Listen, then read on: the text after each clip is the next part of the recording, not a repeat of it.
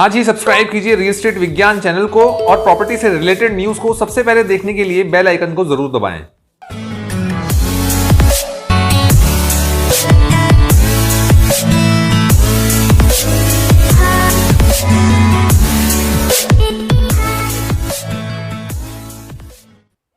Hello everyone, मैं विजय कुमार आपका फिर से स्वागत करता हूं हमारे YouTube चैनल रियल एस्टेट विज्ञान में। दोस्तों, इन वीडियोस को बनाने का उद्देश्य उन फर्स्ट टाइम बायर्स को एजुकेट करना है जो पहली बार प्रॉपर्टी परचेज करना चाह रहे हैं, जिससे वो राइट प्रॉपर्टी में इन्वेस्ट कर पाएं और अपने फाइनेंशियल गोल को अचीव कर पाएं। तो आइए शुरुआत करते हैं आज के हमारे नई वीडियो की और बात करते हैं आज के नए टॉपिक के बारे में। तो आज का हमारा टॉपिक प्रॉपर्टी परचेज करने के मोस्ट इंपॉर्टेंट इनिशियल स्टेप्स में से एक है, जिसे फर्स्ट टाइम इन्वेस्टर्स को जानना बहुत जरूरी है। हम बात कर रहे हैं टर्म एग्रीमेंट टू सेल की। तो आइए जानते हैं एग्रीमेंट टू सेल होता क्या है और इसे कब बनाया जाता है। यहां पे एग्रीमेंट टू सेल का मीनिंग है प्रॉपर्टी बेचने वाले यानी कि सेलर और प्रॉपर्टी खरीदने वाले यानी बायर के बीच में किसी सिचुएशन में आके एग्री हो जाना और इस सिचुएशन को किसी पेपर के ऊपर रिटन में लिखकर प्रमाणित करना या सर्टिफाइड करना।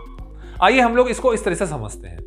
देखिए, प्रॉपर्टी खरीदने का सबसे पहला स्टेप होता है लोकेशन आइडेंटिफिकेशन का। सबसे पहले हम उस प्रॉपर्टी की लोकेशन को देखते हैं जहां पर वो प्रॉपर्टी सिचुएटेड है। हम अपना समय निकालकर साइट विजिट करते हैं और ये देखते हैं कि जो प्रॉपर्टी हम बाय करना चाहते हैं वो रहने के लिए सही है या नहीं, या इन्वेस्टमेंट के पॉइंट ऑफ व्यू से आपको ग्रोथ देगी या नहीं देगी। इसके बाद हम उस प्रॉपर्टी के आसपास कितनी फैसिलिटीज हमें मिल रही हैं उसको चेक करते हैं, जैसे malls, market place, railway station, metro station, airport से कनेक्टिविटी हमें कितनी मिल रही है। इसके बाद ये प्रॉपर्टी आपको लोकेशन वाइज पसंद आ जाती है या तो आप उसको रिजेक्ट कर देते हैं। प्रॉपर्टी के पसंद आ जाने के बाद आप प्रॉपर्टी रिलेटेड डॉक्यूमेंट्स को चेक करते हैं, जैसे प्लॉट के केस में इसका ओनर कौन है, म्यूटेशन किसके नाम से है, प्रॉपर्टी पर किसी तरीके का कोई लोन तो नहीं है, लिटिगेशन तो नहीं है, प्रॉपर्टी का साइज और डायमेंशन क्या है, या अपार्टमेंट के केस में फ्लैट का साइज, कारपेट एरिया कितना है, बिल्डिंग बनाने के लिए नेसेसरी अप्रूवल्स हैं या नहीं, बिल्डर का बैकग्राउंड क्या है, वगैरह वगैरह। इन सब डॉक्यूमेंट्स को चेक करने के बाद हम बढ़ते हैं नेगोशिएशन की तरफ, जो है हमारा स्टेप नंबर 3। नेगोशिएशंस पर सेलर और बायर के बीच में एक मीटिंग फिक्स की जाती है और इस मीटिंग को अरेंज करने का काम अक्सर एजेंट या ब्रोकर के थ्रू किया जाता है और प्रॉपर्टी का एक सेलिंग प्राइस तय किया जाता है। इस मीटिंग में यह भी डिसाइड किया जाता है कि प्रॉपर्टी की टोटल पेमेंट को कितने दिनों में पूरा किया जाएगा। प्रॉपर्टी के सेलिंग प्राइस के तय होने और सेलर और बायर के सारे टर्म्स और कंडीशंस पर म्यूचुअली एग्री होने के बाद बारी आती है एग्रीमेंट टू सेल की। यहां फर्स्ट टाइम इन्वेस्टर को ध्यान देने वाली बात यह है कि टोटल सेलिंग प्राइस और सेलिंग प्राइस के देने की जो तारीख है ये तय होने के बाद सेलर बायर को एक अर्नेस्ट मनी या एक एडवांस पेमेंट देता है, जो कायदे से टोटल वैल्यू का 10% ही होना चाहिए। आइए देखते हैं रेरा इसमें क्या कहता है। Section 13 of 1 of RERA act 2016 कहता है कि a promoter shall not accept a sum more than 10% of the cost of the apartment, plot और बिल्डिंग एज द केस में be as an advance payment और an application fee from a person without first entering into written agreement for sale with such person and register the said agreement for sale under any law for the time being in force। मतलब आपको किसी भी तरह की property purchase करते वक्त agreement to cell से पहले टोटल सेलिंग प्राइस का सिर्फ 10% ही एडवांस मनी देना होता है। कोई भी आपको एग्रीमेंट टू सेल से पहले 10% से ज्यादा की रकम देने पर फोर्स नहीं कर सकता। अब हम आपको बताते हैं कि एग्रीमेंट टू सेल का ड्राफ्ट कैसे होता है, इसमें कौन कौन से पॉइंट्स होते हैं जो आपको जानना बहुत जरूरी है। आपकी जो स्क्रीन पे दिखाई दे रहा है ये एग्रीमेंट टू सेल की एक कॉपी है। अब ध्यान देने वाली बात ये है कि हमने आज कुछ 10 कॉमन पॉइंट्स इसमें लिए हैं। हो सकता है कि इसके अंदर कुछ और पॉइंट्स भी ऐड किए जाएं अगर सेलर और परचेजर चाहते हैं तो। ये डिफरेंट तरह की प्रॉपर्टीज में डिफरेंट तरह के पॉइंट्स भी ऐड किए जा सकते हैं। तो कुछ 10 कॉमन पॉइंट्स लेके आज हम आपके सामने आए हैं, तो इसको हम लोग रीड करते हैं और शुरुआत करते हैं इस एग्रीमेंट की। इसमें लिखा है कि this agreement of sale executed on, मतलब जब ये एग्रीमेंट लिखा जाएगा उस डे को यहाँ पर लिखा जाएगा, किस तारीख पे हम लोग ये एग्रीमेंट को बना रहे हैं। बिटवीन एस यानी कि सेलर एंड बिटवीन पी, यहाँ पर एस लिखा गया है सेलर के लिए, उनके फादर का नाम यहाँ पूरा आएगा और वह कहाँ रहते हैं उसका परमानेंट एड्रेस पूरा यहाँ लिखा जाएगा। एंड पी यानी कि परचेजर, जो कि इस प्रॉपर्टी को परचेज कर रहा है उसका नाम आएगा और साथ में उनके फादर का नाम और उनका परमानेंट एड्रेस यहाँ लिखा जाएगा। इसके नीचे एक कॉमन पैरा आता है जिसे हम पढ़ते हैं। The expression seller and purchaser wherever they occur in these presents shall also mean and include their respective heirs, executors, administrator, legal representatives and assigns. इसका मतलब जहां पर भी सेलर और परचेजर का जिक्र इस एग्रीमेंट में किया जाएगा, उसके साथ उसके वारिस और उनके वकील, एडमिनिस्ट्रेटर, लीगल रिप्रेजेंटेटिव ऑटोमेटिकली भी शामिल हो जाएंगे। इसके बाद नीचे लिखा गया है कि whereas the seller is the sole and absolute owner of the property more fully set out in the schedule hereunder. मतलब सेलर जो है वो सोल और एब्सोल्यूट ओनर है इस प्रॉपर्टी का, और जितनी भी डिटेल्स नीचे गई हैं वो उसकी ओनरशिप को निर्धारित करती हैं।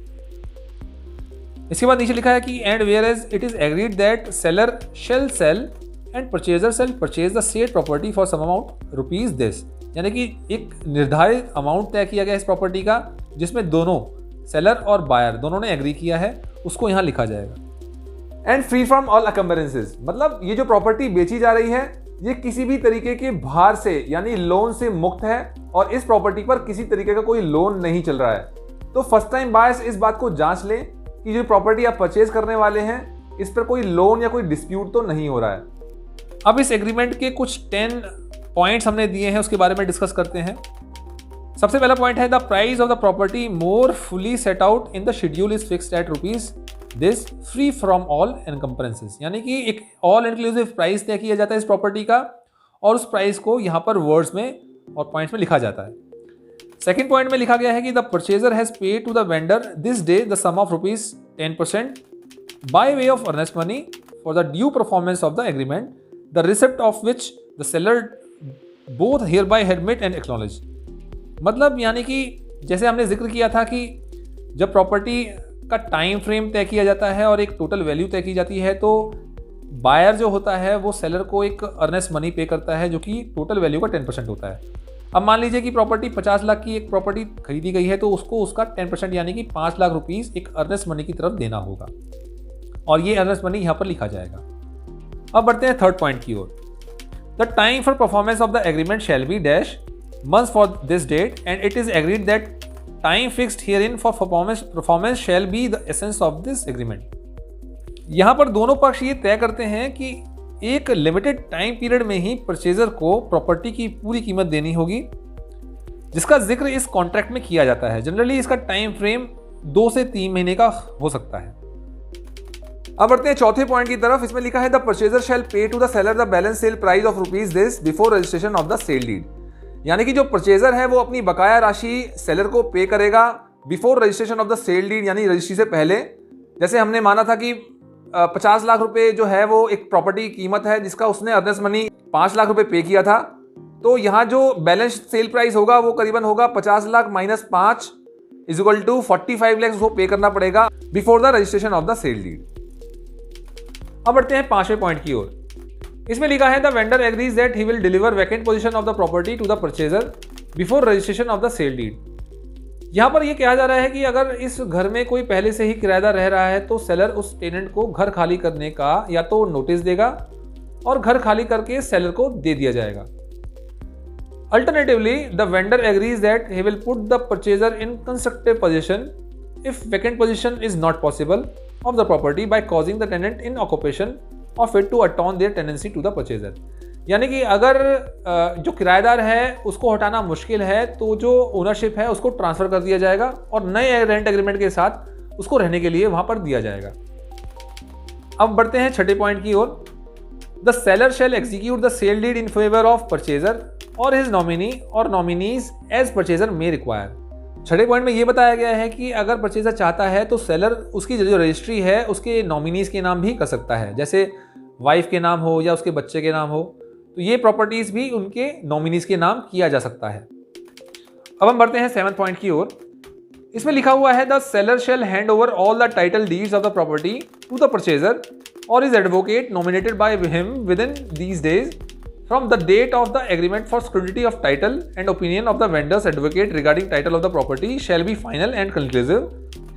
The purchaser shall duly intimate the seller about the approval of the title within these days after delivering the title deeds to him or his advocate. यहाँ पर टाइटल डीड और सेल डीड को थोड़ा समझना होगा।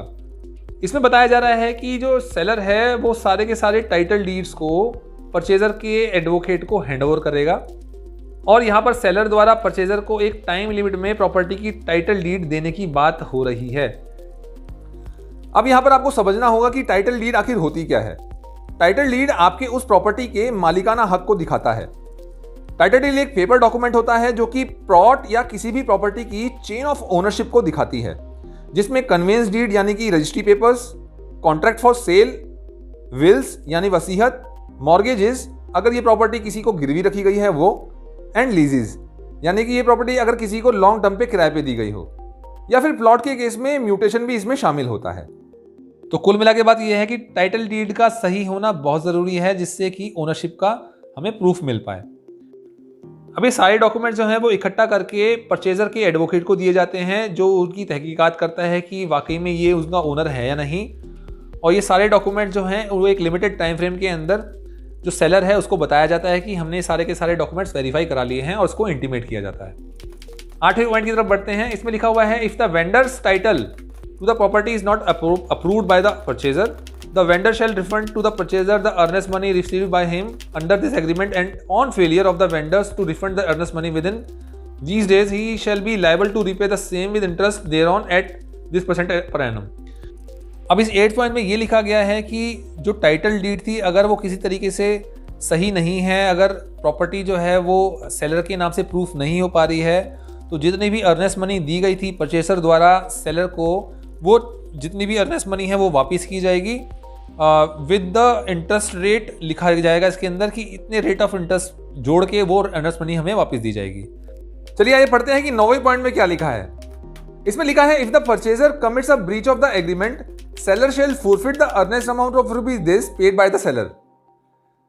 इसमें यह लिखा है कि अगर परचेजर ने दिए गए 10 पॉइंट्स में से किसी भी पॉइंट का ब्रीच किया है या फिर अवमानना करी है, तो परचेजर द्वारा दिया गया जितना भी अर्नेस्ट मनी है वो सेलर द्वारा फोरफिट कर लिया जाएगा। 10वें पॉइंट में भी सेम चीज कही गई है, लेकिन यहां पर परचेजर की जगह सेलर आ गया है। इसमें लिखा है कि if the seller commits a breach of the agreement, the seller shall not only refund to the purchaser the sum of rupees this received by him as earnest money, but also pay to the purchaser an equal sum by way of liquidated damages. यानी कि अगर इस बार seller ने कोई points का breach किया है या अवमानना करी है, तो जो परचेजर द्वारा दिया गया अर्नेस्ट मनी था ना तो सिर्फ वो उसको वापस करेगा, बल्कि उसका डबल अमाउंट जो परचेजर है उसको दिया जाएगा अगर किसी भी पॉइंट का ब्रीच हुआ है तो। इसके बाद शेड्यूल ऑफ प्रॉपर्टी लिखा हुआ है कि in witness whereof the seller and the purchaser have set their hands to the agreement of sale the property of day, यहाँ डे लिखा जाएगा, यहाँ प्रॉपर्टी की डिस्क्रिप्शन दी जाएगी, of the day of 2022 in the presence of the witnesses. यहाँ पर 2 तरह के विटनेसेस होंगे, ज़्यादातर 2 विटनेसेस वेंडर की तरफ से यानी सेलर की तरफ से होते हैं, और 2 विटनेसेस जो होते हैं वो परचेजर की तरफ से होते हैं। तो यहाँ पर उनके नाम लिखे जाएंगे और उनके सिग्नेचर्स यहाँ पर किए जाएंगे। फर्स्ट टाइम इन्वेस्टर को हम ये बात क्लियर कर देना चाहते हैं कि एग्रीमेंट टू सेल आपको ओनरशिप राइट्स नहीं देता है। इसके लिए आपको सेल्स डीड या कन्वेंस डीड को रजिस्टर करना होता है और इसके बाद म्यूटेशन कराना होता है। आज की हमारी ये वीडियो आपको कैसी लगी हमें कमेंट में जरूर बताइएगा। रियल एस्टेट विज्ञान को लगातार पसंद करने के लिए आपका बहुत बहुत धन्यवाद। हम आगे भी आपके लिए ऐसी ही बेनिफिशियल वीडियोस लाते रहेंगे। We are escorting your investment for a life time.